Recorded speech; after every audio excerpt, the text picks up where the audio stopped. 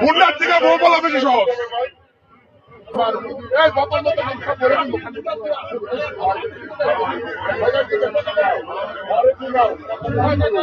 নিচে পানি, পানির মধ্যে কিন্তু সবাই অপেক্ষা করে হাতে তেলের জন্য। দেখতে পাচ্ছেন কিরকম অবস্থা।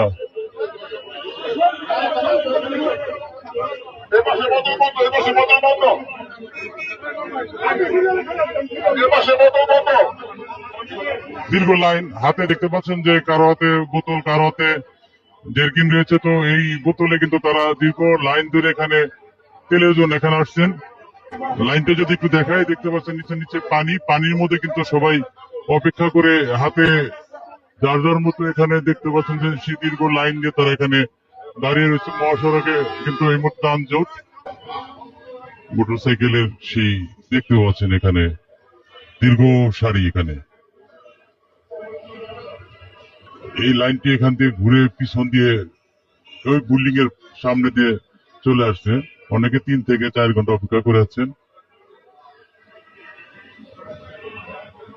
এই লাইনটি ঘুরে এখান থেকে কোন দিক দিয়ে গেছে আপনাদের যদি একটু দেখাই।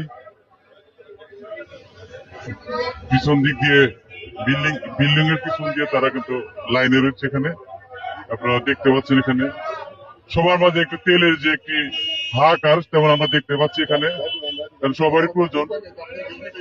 দেখতে পাচ্ছেন সেই বিল্ডিং এর পিছন দিয়ে লাইন, দীর্ঘ লাইন। এখানে যে কি পরিমাণ মোটরসাইকেল আছে সেটি আমরা আপনাদের দেখাতে চেষ্টা করছি। তেল সংকট। এই দেখতে পাচ্ছেন এখানে সেই নজেল, নজেলে